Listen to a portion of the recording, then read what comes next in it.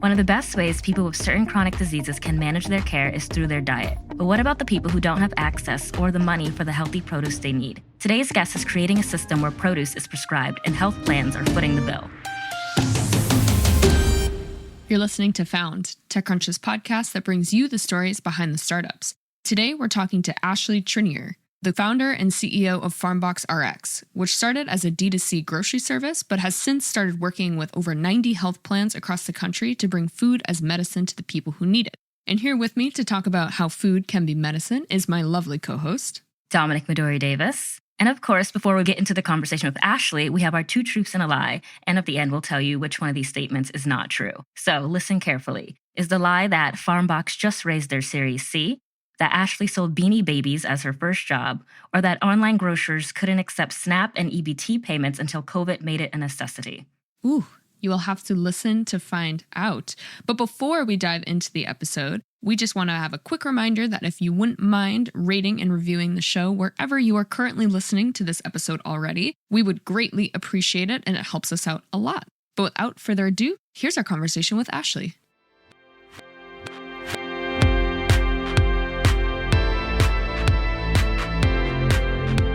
Hey Ashley, how's it going? It's going great. How are you? I am hanging in there. We are recording this on a Monday, so always a little bit tougher to get into things, but I think we'll have no problem today because we are talking to you about your very interesting company. Why don't you start by just telling us a little bit about FarmboxRX? Yeah, no, I'm excited to be here on a Monday. I mean, Mondays are always great. It's when everything's piled up from the end of the week that you don't want to face at the end of the week, you get to face it on Monday. So I'm glad to take an hour out for this conversation. So FarmboxRX is a patient engagement company where we use food as medicine for food as engagement within healthcare. We actually created the category within healthcare of food as medicine. But to date, there really isn't a budget through healthcare dollars to use food as medicine for those who have chronic disease. So the way we entered the market was to use the food as a tool to engage members and incentivize members of health plans to go get things like their diabetic eye exam, their mammogram, their colonoscopy, which are other preventative things that they need to take part in their overall health to be the best, healthy wise that they can be. What exactly does this look like for your users to sort of be able to engage with the company? Yeah, so most of our members have some type of chronic condition, right? Things like type 2 diabetes, cardiovascular disease, hypertension. And most of our members are actually low income, right? So they're maybe on Medicaid. They're maybe also elderly, so they could be on Medicare and Medicaid. These members are, typically food insecure. And if you're food insecure, you're maybe also transportation insecure. Maybe you're also pharmacy and doctor and hospital insecure. And so members receive different boxes of food around different chronic conditions that they have. And that food can be very different, person to person. It can also be culturally different, right? Like, if we're engaging in an Asian population, their produce boxes look very different than if we're engaging a Hispanic population, because you want to inspire those that you're sending food to with food that they're going to cook in their culture's cooking or in their culture's dietary needs. And, there's also health literacy that goes out in every single box. So there's education that's going out to all of the members that we are serving. And that education is really driving the member to go do a certain task, like going to get their mammogram or their diabetic eye exam. And it's really explaining to members why this is so important, but it's also explaining to members how they can access that care. And then we will connect them to other care out there. Maybe it's a care manager at a health plan. Maybe it's a transportation company that they need to utilize to get rides to the doctor or to the pharmacy. It's such an interesting approach, especially because I know things like food deserts or people who are food insecure who do have these other things going on that would make getting healthy foods, getting specific foods is such a big issue. How did you guys come up with this specific approach? And was this your first idea when you first started thinking about this? Yeah. So I founded the company actually as a direct to consumer entity about 10 years ago. But we've always worked to eradicate the food desert problem that America faces. And I like to bring a human approach back to that word, which is these are just hungry people, right? People live in a food desert. They are lacking nutrition security as well. And they are hungry individuals. And when you bring that human approach back, kind of takes the stigma off, And the way we entered this market actually in healthcare was in 2020 when finally policy had caught up to needs that our healthcare system has, when the Center for Medicare and Medicaid actually allowed individuals on health plans, it allowed health plans to actually offer food and produce to members that face certain chronic condition. And so policy number one had to come forward enough for us to be able to do this in healthcare. But then we were really entering the market around food insecurity and those that live in food deserts. And unfortunately, the way that our healthcare system is today, there are no dollars for health plans to send food to individuals that are food insecure, even though every health plan would love to do so. And so we had to come up with a strategy around how can we use food as a tool for engagement for the health plan. Health plans, all they really care about is getting their populations of their members engaged in their overall care. And they use a number of different ways to get them engaged, but it's called managed care for a reason, right? They need to manage the care of the members that they have, and they need them to go do certain tasks, again, like diabetic eye exams, colonoscopies, mammograms, because they need to get ahead of individuals who maybe have breast cancer so that they don't find out when they're stage 3 and they're much more expensive and costly to treat. And so really, I surrounded myself with healthcare executives when I entered this market that knew our healthcare system very intricately. It's a very difficult system to navigate. And I like to say that there's a very common misconception that just because somebody is low income, they don't want to be healthy. They do want to be healthy. They want to eat healthy. They just can't afford it. They don't have accessibility and they don't know what to do with it. And they don't know how to access care. When you solve all of those things for a health plan member, they'll go take that self-efficacy journey in their health. And there's definitely a lot of questions I have to follow up on that. But before diving in there, I'm curious, what got you interested in this space to begin with? Yeah, that's a great question. So 14 years ago, I was pregnant with my now 13-year-old daughter. I was on Medicaid, I was on food stamps, and I lived in a rural food desert. And so I have walked a mile in the members' shoes that I have the privilege of serving here at FarmboxRX. I know what change systematically has to happen within our healthcare system, within, even the USDA, within SNAP, in order to make real lasting change for those who face different social economic issues. And so that's really where the birth of the company was really founded. At that time, this is 14 years ago, you couldn't use your SNAP card online for food. You had to actually go into a store. If you don't have accessibility to go into a store, how do you get food? And I always love asking companies like this kind of about the early days of logistics and what was it like sourcing food and sending it out and navigating the logistics of having a food company like this that has to go out to people? It was terrible. The early days. I like to say that I think looking back, no one in their right mind would have ever started this company. And I think every founder probably feels that way about their startup, that looking back, they probably wouldn't have done it. When we started out, it was really the early days of the meal kit phenomenon, right? Where there were different companies sending out meal kits and, how do you ship food and how does it get there fresh?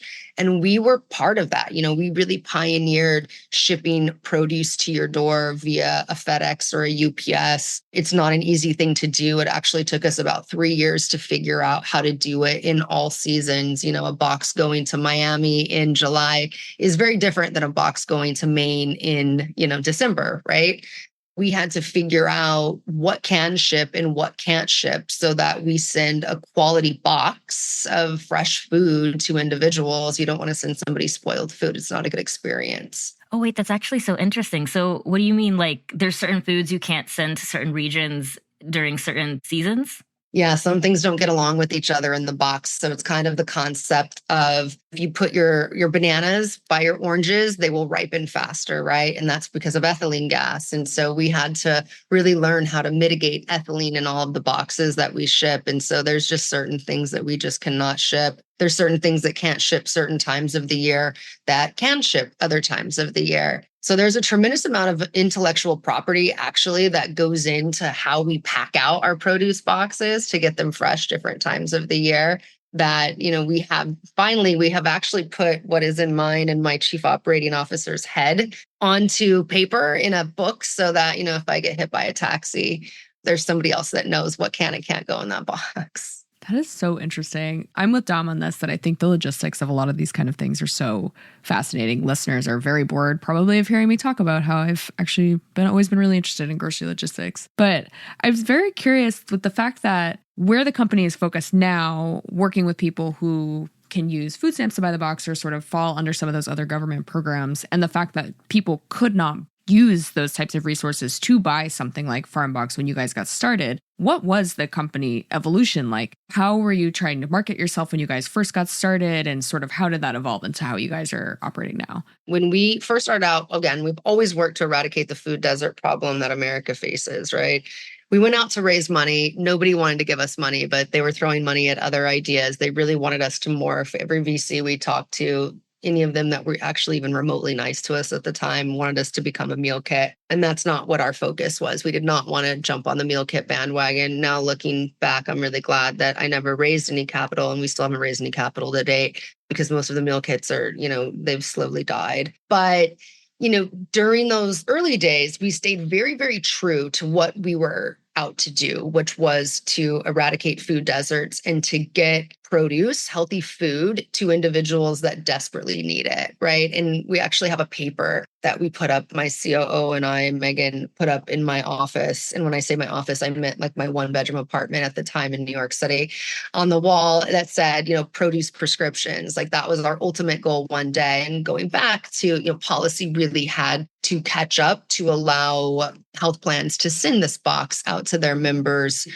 And when policy had actually caught up that they could send this box out to members, it was that we wanted to make sure that the member didn't have to use their SNAP dollars or any of their own dollars to pay for this box. We wanted the health plan to pay for this box. So today, health plans are solely how we generate revenue. We don't get paid from members at all. They have this cost at zero copay to them. Oh, wow. That's really interesting. How do you go about working with health plans? Like, do you initiate reach out, or is that something like, how does that go? And then what is the behind the scenes of, I'm sure there's like negotiations or something. Like, every time I think of healthcare, I don't think of it being easy to work with. So what has that been like? It has been a very, very difficult industry to crack into. So, these are all health plans that are managed also at a government level, right? These are government contracts if they're working with Medicare or Medicaid. And those are the two markets that we serve.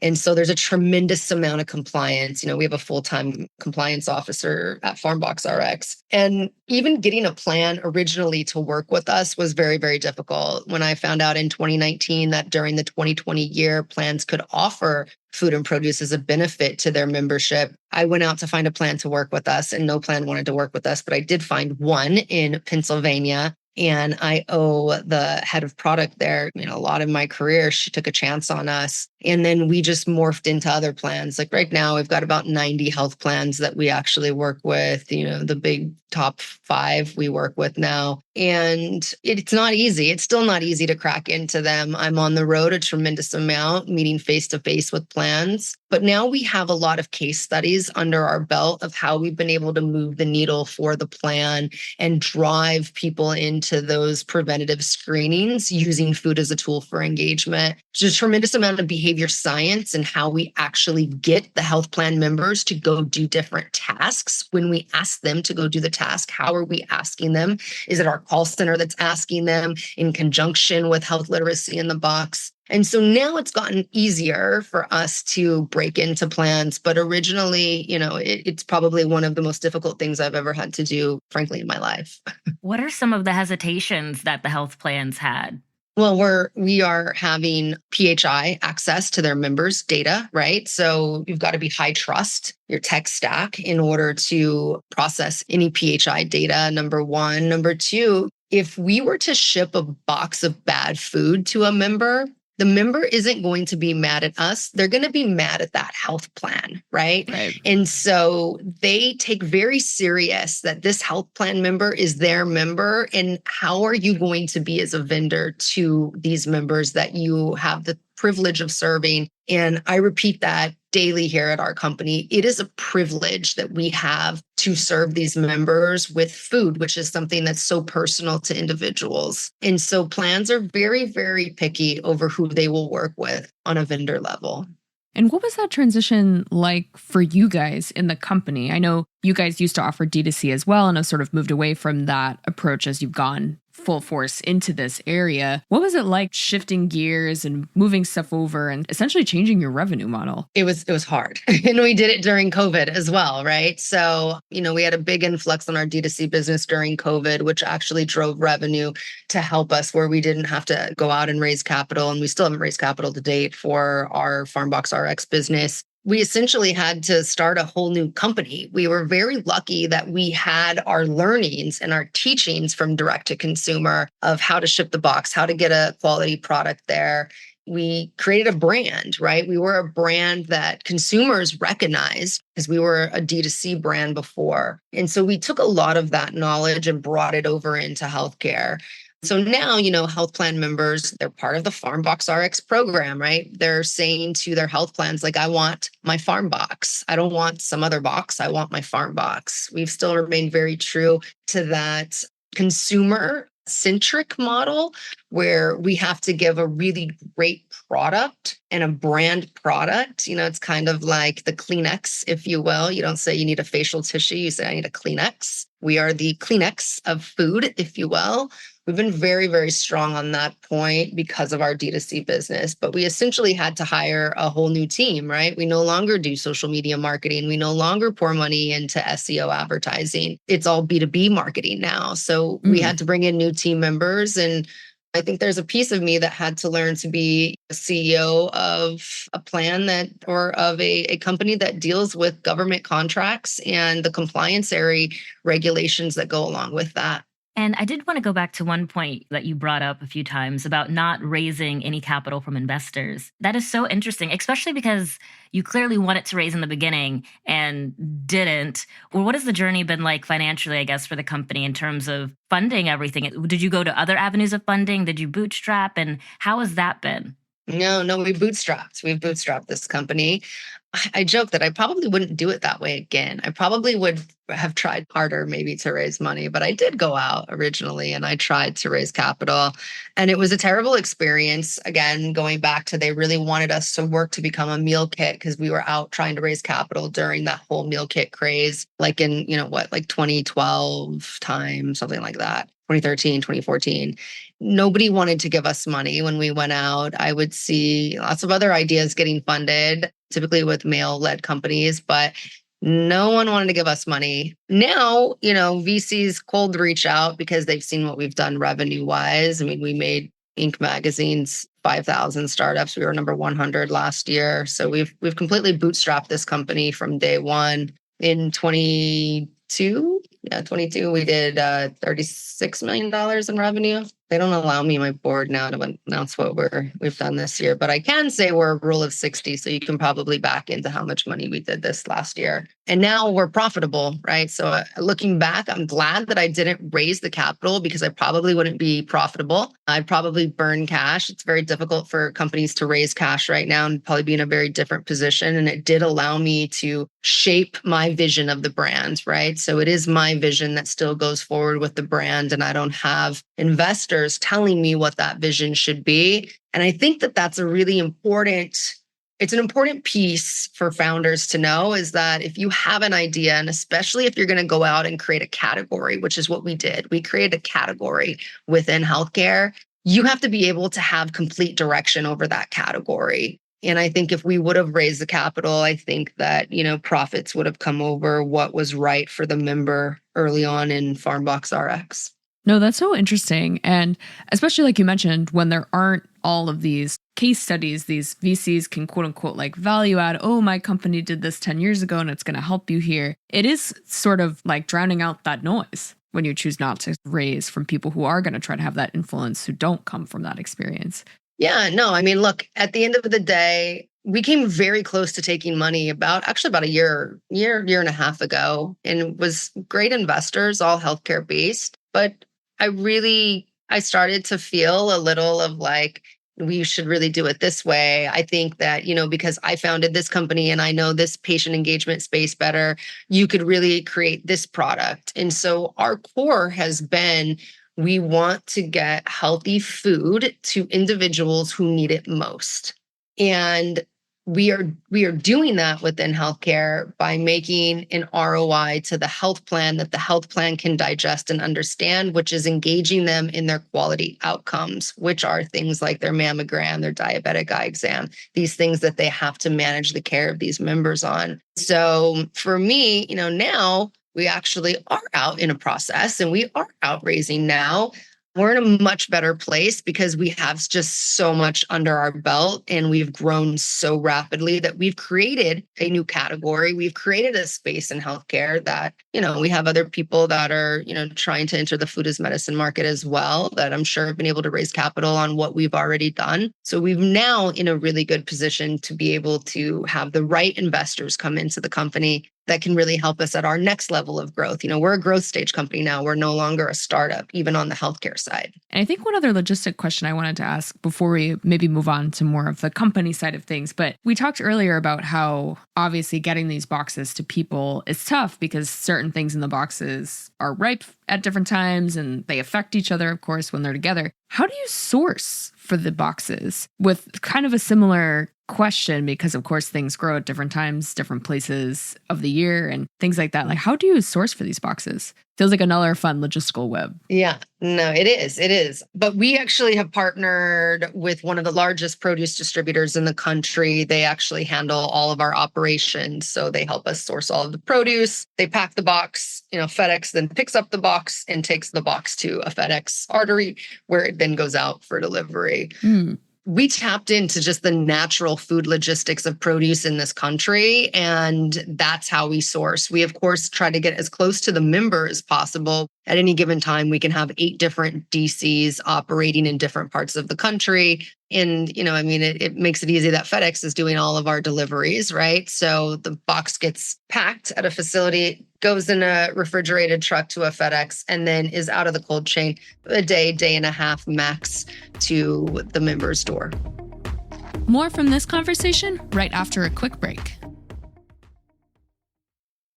And switching gears a little bit, we ask people on the show often about, did they ever think they were going to be an entrepreneur? What was it like actually taking that leap? But I definitely want to ask you that question because while we've had a variety of different people on the show, you definitely have a different background, especially building this type of a company with your background as being a single mother on food stamps, like having sort of this very unique perspective to the problem you are working on fixing today. What was it like making that jump? Were you worried about things not working out, or how did you kind of decide this was what was right for you? So I didn't have a choice but to make this work, right? I had a daughter that I didn't want to fail for, that I was a sole, income to that child. And I also didn't want her to see me fail, right? I have a daughter. I want her to grow up knowing like whatever you put your mind to, you can do. I don't think when I started the company, I had any idea what turned into what it's turned into today. But I look back, like when I was young, like I was like 15, and the way I bought my first car was I sold Beanie Babies on eBay, right? Like during the Beanie Baby craze. So I've always been like an entrepreneur, right? So I think that you're just kind of either born with that or you're not a natural entrepreneur gene. I never went to college, so I don't, you would think I have an MBA because I can hold my own with my bankers that I have to sit in a room with that have MBAs, but I never went to college. I've had really great mentors in my life.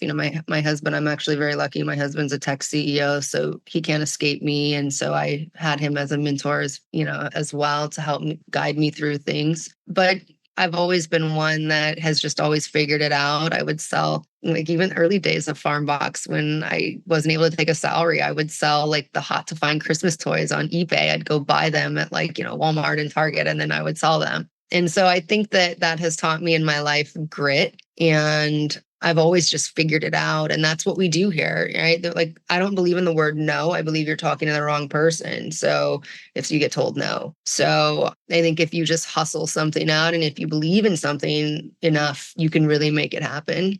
And thinking about sort of growing the company, because you guys are you guys based in Boston technically? Yeah, we're based in Boston. Perfect. And I know you talked about the beginning of this journey was New York. And I'm always curious why people end up setting their companies up where they do and sort of building things out. What sparked the move? Or once you formally got stuff going, was it always in Boston? I had taken a job after I had my daughter. I had my daughter in New York, or I'm sorry, in Arizona. And then I moved when she was just a few months old to New York. And I took a job in fashion, and I worked there for almost 3 years before I stepped down to start my company. So I was already in New York. But New York was like the capital of delivery of everything before it was like Amazon was around of delivering everything, right? So you could get, the bodega would deliver to my door a can of soda if I wanted it at 2 a.m., right? So I think New York was a great place to start the business because that idea of delivery was already embedded in New Yorkers. And then time has evolved to where, e-commerce is what it is now today. Oh, wow. The fashion industry. How was your time in fashion? I mean, like, I always hear that fashion, like, I was going to say, I always hear it's awful. I was going to try to put a positive spin and say, was there anything that you got from fashion that you took to being a founder? Like, was there anything that I never, yes, there is, that I never wanted to go back and work for anyone else again in my life other than myself? I think what it teaches you though, which I already had, like I already had a really great work ethic, right? Like my dad was a farmer. And so like I would have to like work around the farm and things growing up when I was young. So I've definitely grown up with a work ethic, but you would work like 16-hour days was normal working in the fashion industry. That was completely normal, if not a 20-hour day. wow, oh my goodness. And how big is your team now at FarmBox? I think we just are at like 52 employees today. And how would you describe yourself as a leader? That's funny. It's a funny question. A lot of people come up here, I'm sure, and say, like, I'm a servant leader and all of these things. I probably would be described as I'm fair, but I'm probably not the easiest person to work for in the fact that I'm demanding, right? Like, this is a really, really important market that we are a part of. And this is a really important movement that we've created.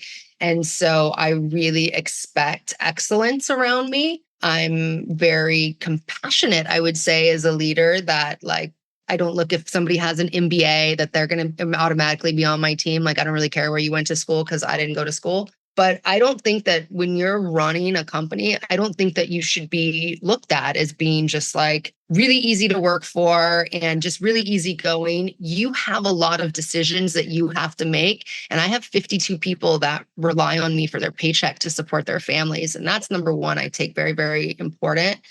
I also take very important this movement that we've created within healthcare, and that it's something that is desperately needed in this company. And if we were to fail, millions of people would be affected because a health plan would never send food. If we messed up and sent, hundreds of thousands of bad boxes of food to members, health plans are not going to send food to members anymore because of the grievances that would come in. So I think I'm a fair leader. I think I'm a leader that would definitely be one that I grow individuals in their careers, and hopefully they stay with us. But if somebody needs to go on to another opportunity, I want them to be the best of themselves that they can be for the next opportunity and growing within themselves. But I'm a demanding leader. No, something I wanted to also ask is that we've spoken to a few food companies like this that send stuff out to people.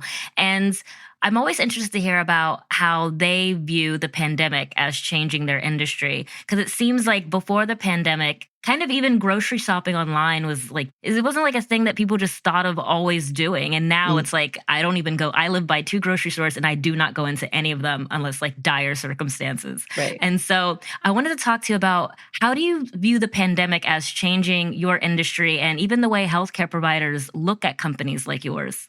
Yeah, I mean, the pandemic definitely sent people online shopping that like would never went online shopping, like my grandparents, right? Like they thought it was crazy that like I had a company that would ship food. They're like, you mean to the mailbox, right? So it has changed where people who maybe never before would have went online shopping now have gone online shopping. I think there's always going to be, especially on grocery, there's always going to be those individuals that want to go pick out their tomatoes, right? Like it's just Me. It's just a piece of them, right? And there's people that like actually enjoy that. One of my favorite things to do myself is to go to a farmer's market. I readily enjoy that. But I think what it's done is it's given another avenue for those who lack accessibility. And so that's why having SNAP and EBT able to be used online as a form of payment is so vital, right? And before the pandemic, there were only a couple states this was allowed in, and that was in 2020. So it was really crazy to think like you could not use your SNAP and EBT card online to go grocery shopping. But then all of a sudden the pandemic happened and they just opened the floodgates because they had to, because people were hungry and needed accessibility, right? And they didn't have transportation to get out. So I think there's always going to be that shopper that wants to go pick out their tomatoes. And then there's the shopper that having online shopping has changed their life because maybe they're homebound and they can't leave the house and they need food so they can go online and purchase it and have it delivered. But then you get into another issue of, like tequity, right? Does somebody have access to purchase things online, like through their phone, through internet? Do they have access to internet? And so that's also a challenge to some of the populations that we're serving. And sort of thinking about where you guys are now, you've reached the scale that you have. And I know you mentioned potentially going out and fundraising, and you're sort of in this more of a growth stage out of the early startup stage, of course. What do you think about scale and kind of like what's next? Because I know delivering healthy food and produce, of course, is a category of its own, but there's so many other things that touch that. Like, do you expand that way? Are you still trying to expand new health plans, new areas? What does scale and growth look like for you guys from here? For us, scale is just within other health plans. The big national plans cover a massive percent of our country, and we've only hit the tip of the iceberg. We like to say of where we're at now as to what we can be doing. We're really, again, a patient or member engagement company. And so while I don't see there being other food products that come in, when you say product here at FarmboxRX, it's engagement products. Like what else can we be doing? The health risk appraisal out into boxes for the members that we serve, which is, something that's very important to the health plan, having a health risk appraisal on the member, different engagement services that go inside of that box to engage the member with their health plan and their care management. Things like mail order pharmacy, getting members signed up in mail order pharmacy. So we are definitely, our product line is expanding and our growth path is expanding in being a member and patient engagement company. And I think that's probably a good place to wrap because we're just about at time. So thank you so much for coming on the show. This has been super interesting. Yeah, thanks so much for having me.